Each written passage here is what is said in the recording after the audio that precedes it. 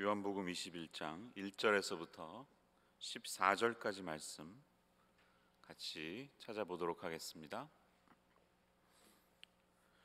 요한복음 21장 1절입니다.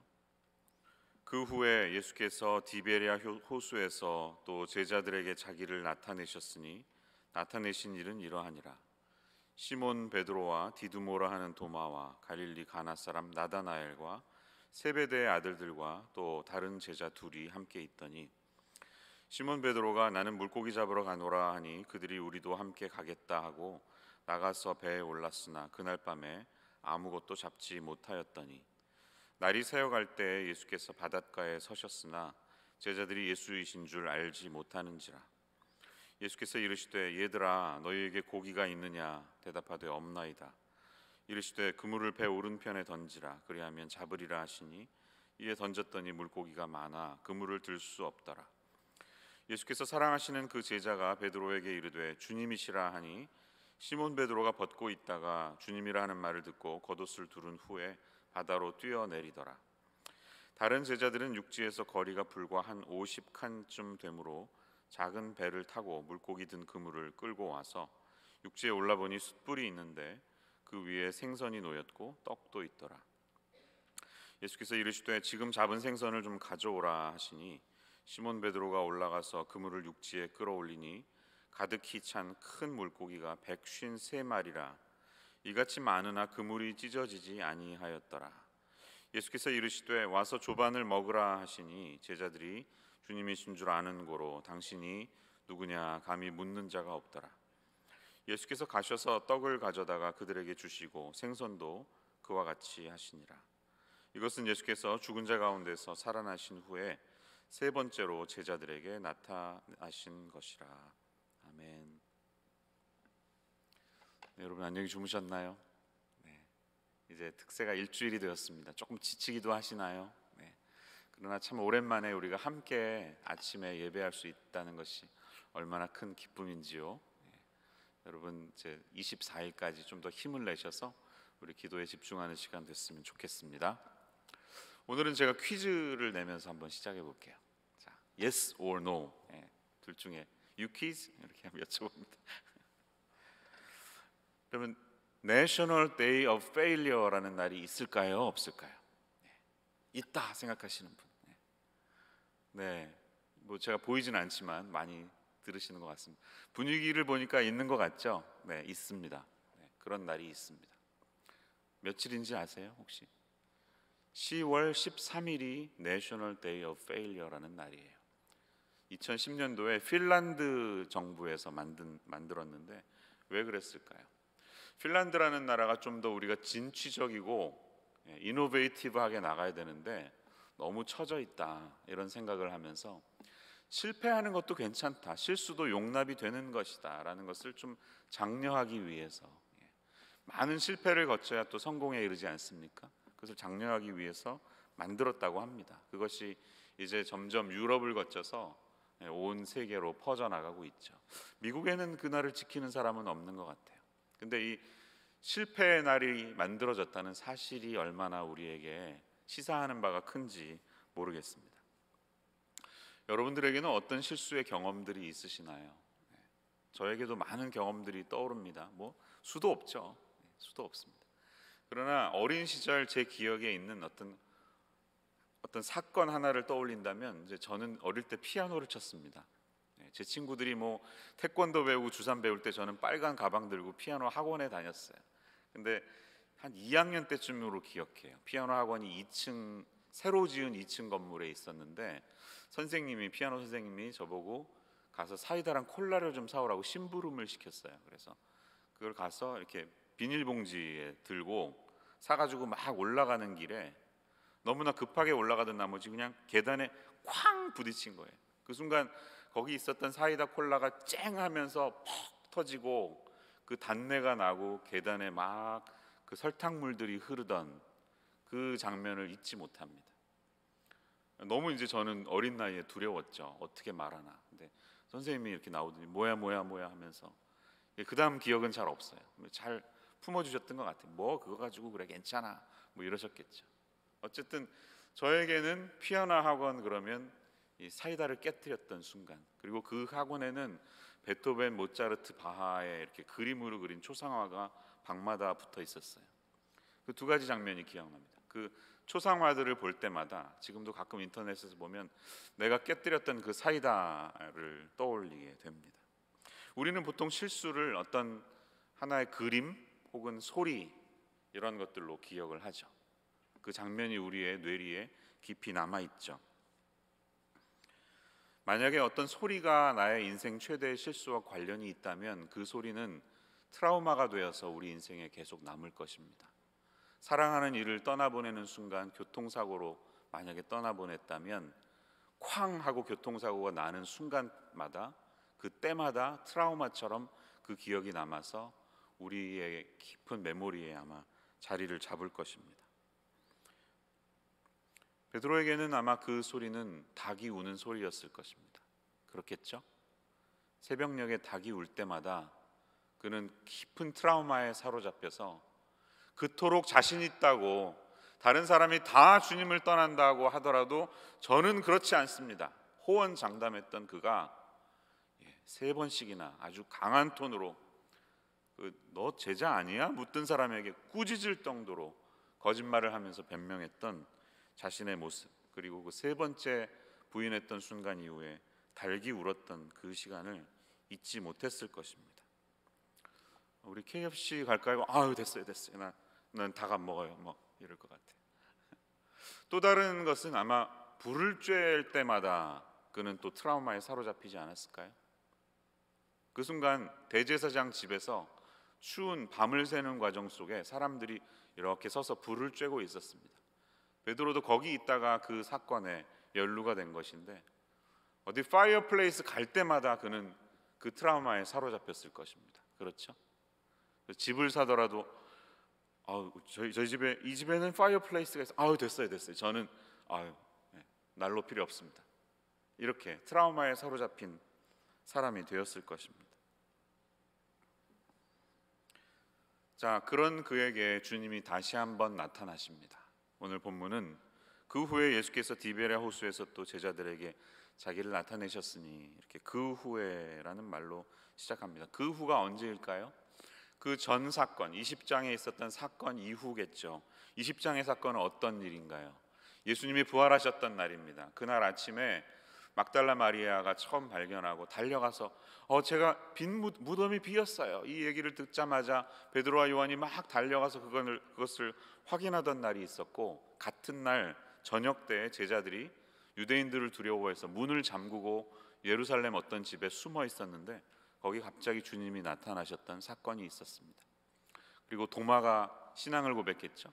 저는 믿을 수 없습니다 했을 때 예수님께서 다 자신의 모습, 손가락에 있는 못자국을 보여주셨을 때 나의 주 나의 하나님, 신앙 고백하는 드라마틱한 그런 일들이 있었습니다. 그러니까 부활절 아침과 저녁에 있었던 일입니다. 그리고 나서 얼마의 시간이 흘렀는지는 모릅니다. 예수님이 부활하시고 40일 동안 사시다가 승천하셨기 때문에 그날부터 40일 사이 어떤 날 일어났던 일일 것입니다. 그런데 이 사건은 일종의 에필로그다, 그렇게 얘기하는 사람들도 있습니다.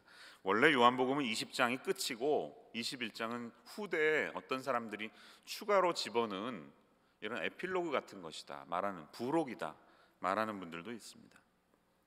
그런 주장의 근거도 있지만 제 생각에는 그렇지 않다고 생각합니다. 오히려 21장이 20장과 연관된 요한이라는 한 사람이 썼던 증거가 더 많다고 생각합니다. 예를 들면 우선 현재 존재하는 요한복음 사본 모든 사본들이 21장까지 다 포함하고 있습니다. 21장이 빠진 사본이 하나도 없습니다. 두 번째로는 20장까지의 어휘나 문체, 문법이 21장에도 그대로 이어지고 있는 것을 우리는 발견합니다. 또 세 번째로, 이게 중요한데 21장은 20장의 내용을 근거로 하고 있습니다. 두 스토리가 연관되지 않은 것이 아닙니다. 예를 들어보면 21장에 나오는 숯불 이야기는 예수님이 지금 오셔서 제자들에게 숯불구이를 해주시잖아요. 생선구이, 숯불구이. 이것은 분명히 18장에 있었던 그 베드로의 숯불 쬐던 사건과 연관이 있는 것입니다. 이 숯불의 연관성은 매우 중요합니다. 그래서 요한은 분명히 예수님이 의도적으로 제자들에게 이렇게 하신다는 사실을 보여주고 있는 것을 우리가 발견할 수 있는 거예요. 오늘 스토리는 예수님이 나타나셨다, 그렇죠? 나타내셨다, 자기를 나타내셨다 1절에 시작해서 14절에 이것은 살아나신 후에 세 번째로 제자들에게 나타나신 것이라 이렇게 끝냅니다. 나타나셨다는 말로 시작해서 나타나셨다는 것으로 끝내고 있어요. 이 스토리에서 보여주고자 하시는 게 무엇이었을까요? 사건으로 보면 먼저 예수님이 고기를 잡게 하셨습니다. 하나의 레슨을 주셨습니다. 빈털터리로 돌아가려고 하던 순간 예수님의 짧은 가이드 때문에 갑자기 꽉 만선이 돼버린 이런 레슨을 주셨습니다. 또 하나는 같이 식사하신 일이었습니다. 밥을 차려주셨습니다. 우리는 이 사건을 통해 예수님이 자신이 어떤 분이신지를 드러내셨다고 생각하고 오늘 아침에 한 두 가지 정도를 생각할 수 있다고 생각됩니다. 첫 번째로 우리는 이 사건을 통해 예수님이 우리의 실패를 완전히 용납해 주시는 분이시라는 사실을 알 수가 있습니다. 예수님은 우리의 실패를 온전히 용납해 주시는 분이십니다. 예수님이 피워주신 이 숯불구이, 생선과 빵을 구워서 차려주신 아침 식사가 의미하는 게 무엇이겠습니까?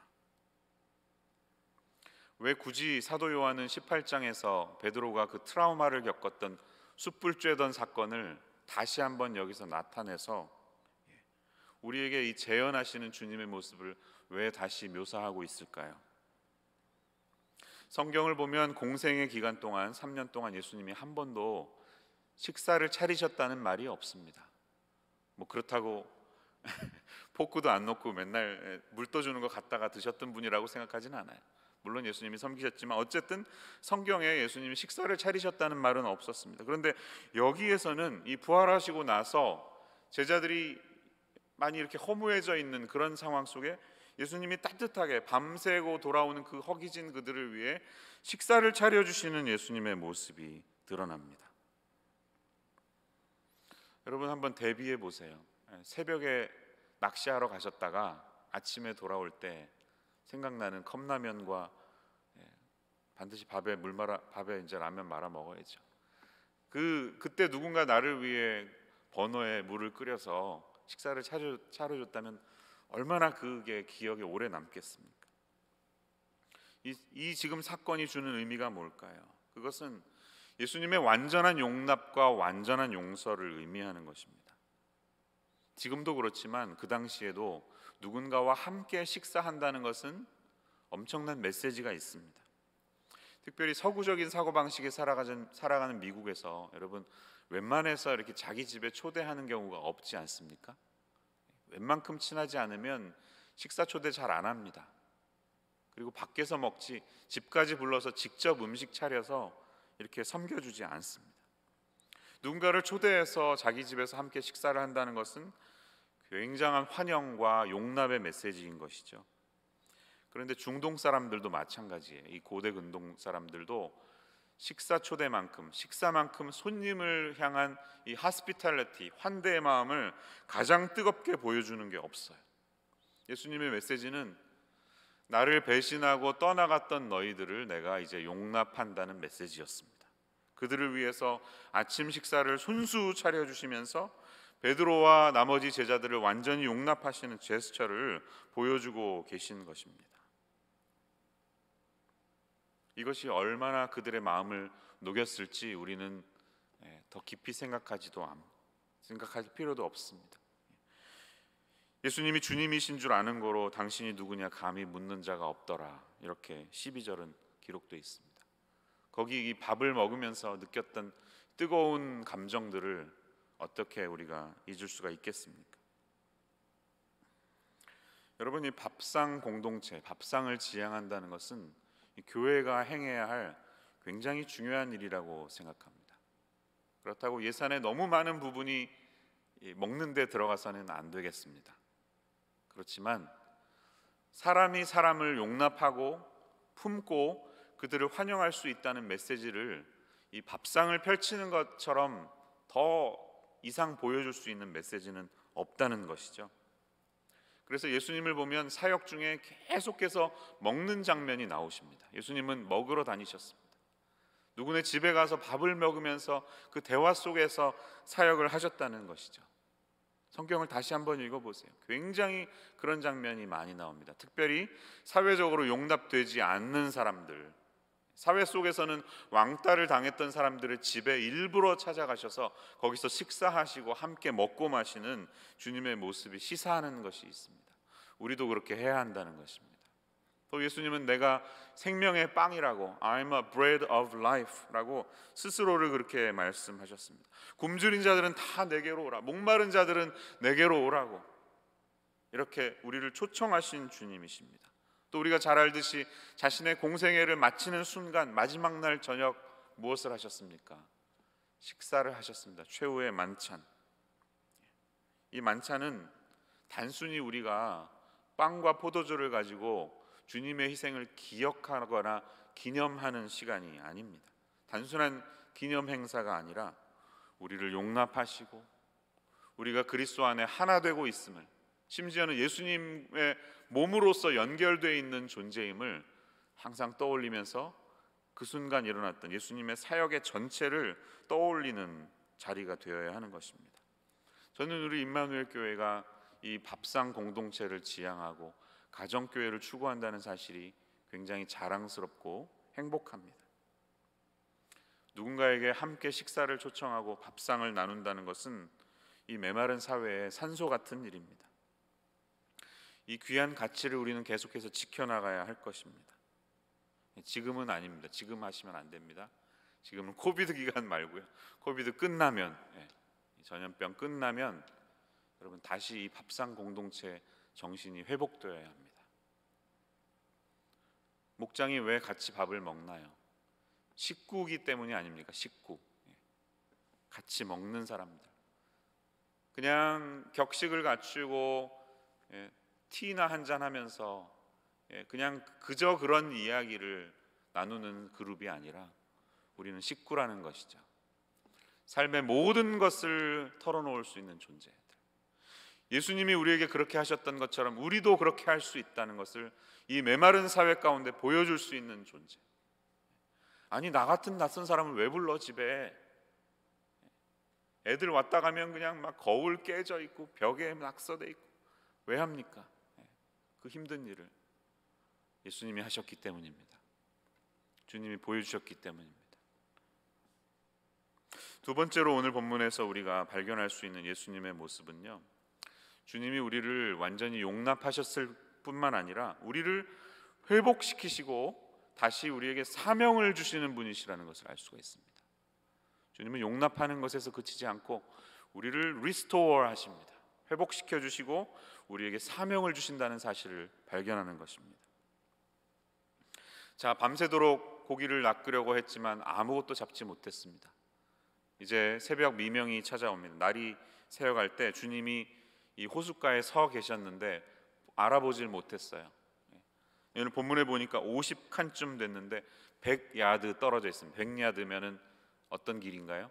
풋볼이 100야드죠. 50야드 50야드 달려가는 게임이죠. 그 정도 거리에서 있는데 아마 멀어서 안 보였을 수도 있습니다. 주님이 부활하신 몸이기 때문에 조금 달라졌기 때문일 수도 있습니다.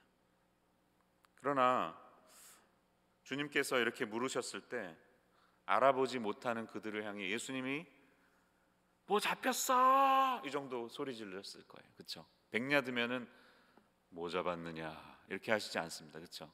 그러면 안 들립니다. 뭐 잡혔니 하는 이 주님의 그 사랑에 있는 이 뜨거운 마음을 한번 떠올려 보십시오. 뭐 잡혔니 얘들아 하고 물었을 때 우리를 향해 그 목소리를 외치시는 주님. 우리도 그럴 때가 있습니다. 나의 일상에 빠져서 이건 내가 전문적으로 잘 하던 거야, 이거는 주님이 간섭하지 않으셔도 내가 얼마든지 잘할 수 있어 하실 때 주님은 외면하지 않으시고 그 먼 거리가 있음에도 불구하고 우리에게 찾아오시고 개입하십니다. 주님이 우리의 삶 속에 개입하십니다. 오늘 이 말씀을 듣는 여러분, 지금 어떤 직업을 갖고 계신지 저는 다 알지 못하지만 여러분의 그 전문 지식 속에 주님이 개입하시려고 할 수도 있습니다. 너 치과 의사니? 너 엔지니어니? 너 세탁소 하니? 너 식당 하니? 그렇게 해서 뭐 잡혔니? 뭐 잡을 수 있었니? 라고 주님이 오늘 이 아침에 우리에게 묻고 계신지도 모릅니다. 이거는 제가 주님 없어도 충분히 저 가능했습니다. 주님 괜찮습니다 하실 때 주님 우리에게 개입하시는 이 순간을 지금 들으시기를 바랍니다. 주님이 음성으로 묻고 계신지 모릅니다. 이 주님의 따뜻한 충고 아래서 결과는 완전히 반전되게 됐죠. 배를 오른쪽에 그물을 던져봐 했을 때 자신들도 예상하지 못했던 어마어마한 물고기들이 갑자기 잡혀서 그물을 다 올릴 수 없을 정도였습니다.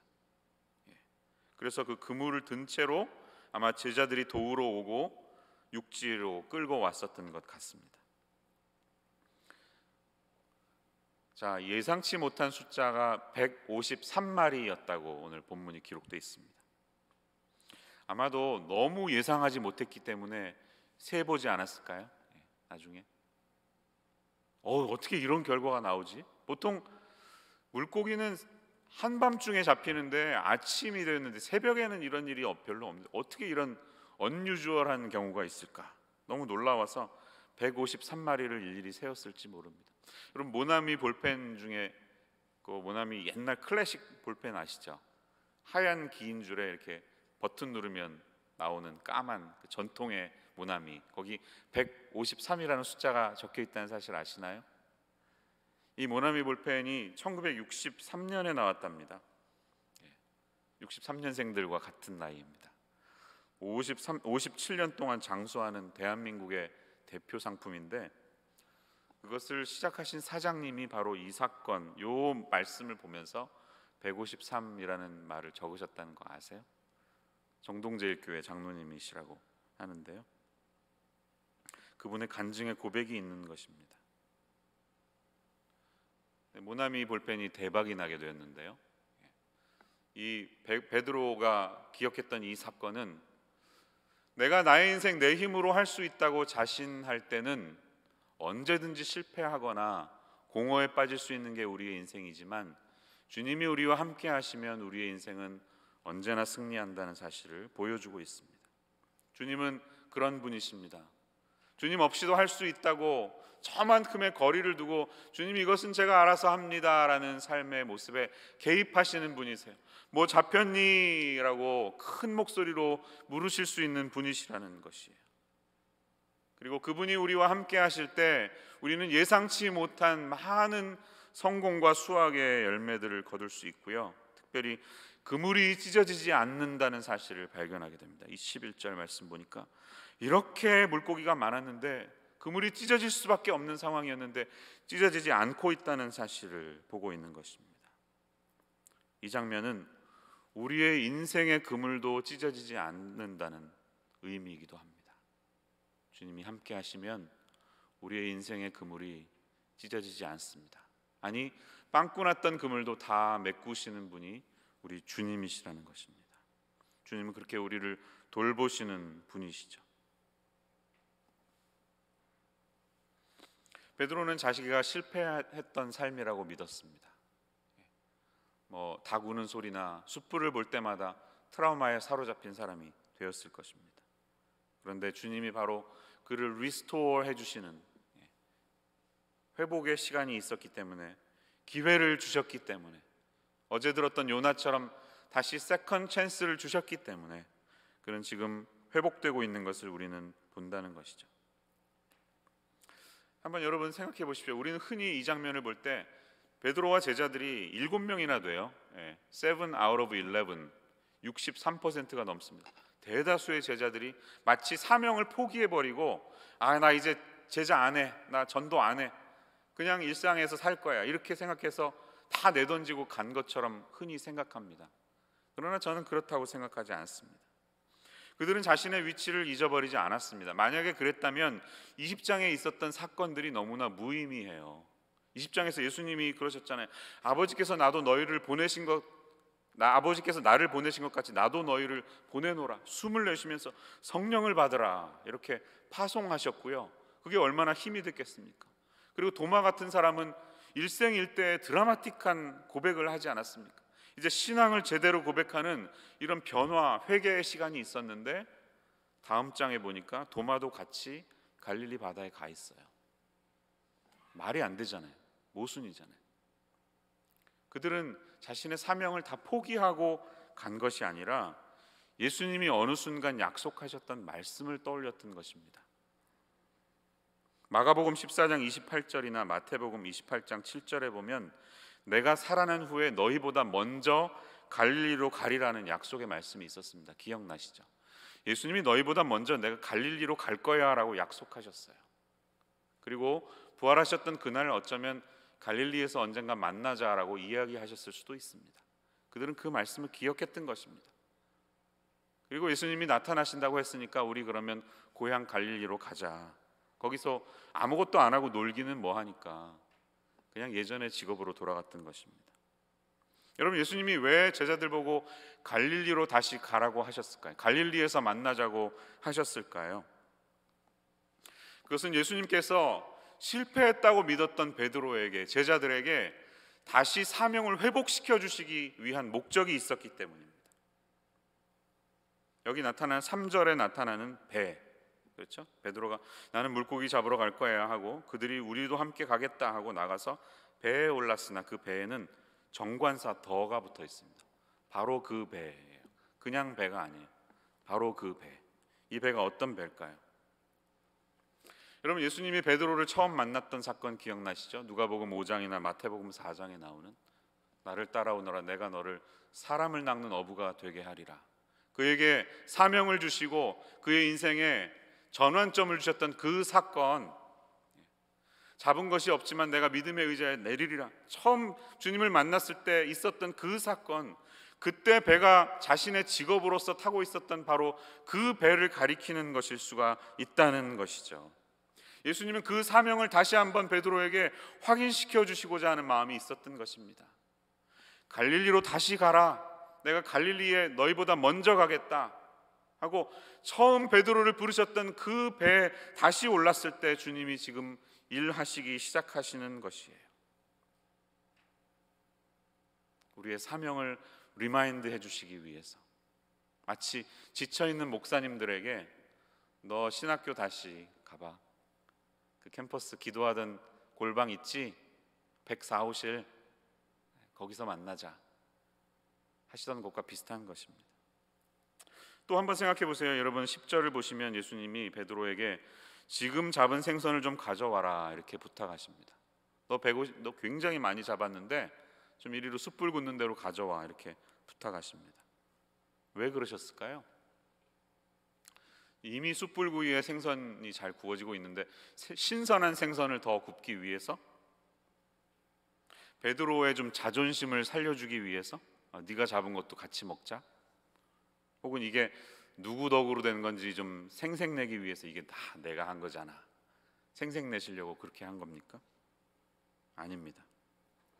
주님이 베드로에게 물고기를 다시 가져오라고 부탁하신 이유는 베드로를 주님의 일에 동참시키시기 위함이었습니다. 베드로가 하는 그 일이 주님의 일에 함께하는 것이다, 동참하는 것이다 라는 것을 리마인드 해주시기 위함이었습니다. 여러분, 사람을 낚는 일, 다시 말해서 영혼을 구원하는 일, 잃어버린 영혼을 하나님께로 인도하는 일, 얼마나 귀한 사명입니까? 이 귀한 사명을 아무에게나 맡기겠습니까? 주님은 그게 아니라는 거예요. 네 힘으로만 할 수 없다는 거예요. 내가 한다는 것이고 내가 하는 일에 네가 지금 나와 동참하는 것이다. 주님은 그 사실을 알려주고 계신 것입니다. 주님이 나에게 사명을 주셨고 내가 주님의 사명에 함께 동참할 때만이 이 놀라운 일이 감당될 수 있다는 사실을 우리는 이 말씀에서 기억을 해야 하는 것입니다. 생명보다 귀한 것은 사명이라는 말 많이 들어보셨죠? 생명보다 귀한 사명. 인간이 살아갈 때 꼭 필요한 두 가지가 생명과 사명이라고 하네요. 살아있을 생자에 명령할 명자. 우리가 살아가야만 하는 이유, 그것이 하나님이 주신 생명이라면 사명은 생존의 또 다른 조건인데요, 시킬 사자에 명령할 명자입니다. 하나님이 우리에게 시키신 하나님의 미션, 하나님이 우리에게 사역하라고 하는 미션, 그것이 사명인데, 사도 바울의 고백처럼 내가 달려갈 길과 주 예수께 받은 사명, 곧 하나님의 은혜의 복음을 증거하는 일에는 나의 생명조차 조금도 귀한 것으로 여기지 아니하노라. 말씀이 그에게 있는 것처럼 우리는 단지 살아가는 것으로 만족하지 않고, 하나님이 우리에게 같이 하자, 나의 일을 같이 하자, 일 좀 해줄래? 라고 부탁하시는 그 사명에 동참할 수 있을 때, 그때만이 참된 우리의 삶의 의미를 찾을 수가 있는 것입니다. 그럼 오늘 아침 주님께서 여러분에게 뭐라고 말씀하시나요? 그 잡은 생선을 좀 가져올래? 이렇게 묻고 계시나요? 얼마나 잡았니? 하고 계시나요? 그 음성에 반응해 보시기를 바랍니다. 목장하다가 완전히 목장을 망쳐보셨습니까? 저녁 차려도 아무도 오지 않고 6개월, 7개월을 했는데도 마음을 열지 않는 사람들 때문에 실망하고 그만두려고 하셨나요? 사역하시다가 내가 맡은 부서와 팀을 망쳐버리셨나요? 나의 이 별것 아닌 그 감정 때문에 사람들 실망시켜서 아무도 내 곁에 오지 않는 그런 실패를 경험하셨나요? 저는 어제와 오늘 이틀 동안 우리에게 다시 기회를 주시는 하나님, 예수님의 이야기를 나누었습니다. 주님께서 오늘 이 아침에 여러분에게 다시 한번 기회를 주시려고 합니다. 나와 같이 하자. 너 잡은 거 네 힘으로 한 거 아니지? 이리로 가져와. 나와 같이 하자. 초청하시는 주님의 음성에 반응할 수 있는 저와 여러분 모두가 되시기를 우리 주 예수님의 이름으로 축원합니다. 기도하겠습니다. 하나님 아버지, 감사합니다. 저희들은 언제나 베드로처럼 순간순간 내가 이득이 될 때만, 나에게 도움이 될 때만 하나님을 의지하고 하나님을 이용하다가 이득이 되지 않으면 쉽게 돌아서는 베드로와 같은 사람들임을 고백합니다. 이 연약하고 불쌍한 저희들을 다시 한번 용납해 주시고 온전히 품어 주시고 회복시켜 주시는 주님의 은혜를 찬양합니다. 그리고 이 영혼을 구원하는 귀한 사명에 저희들이 함께 동참하게 하시는 주님이 계신 것을 감사드립니다. 오늘 이 아침에 우리가 고백할 때, 찬양할 때, 이 주님이 하시는 놀라운 일에 저희들도 함께 할 수 있는 은혜와 기적 같은 일들이 일어나게 하여 주옵소서. 예수님의 이름으로 기도합니다. 아멘.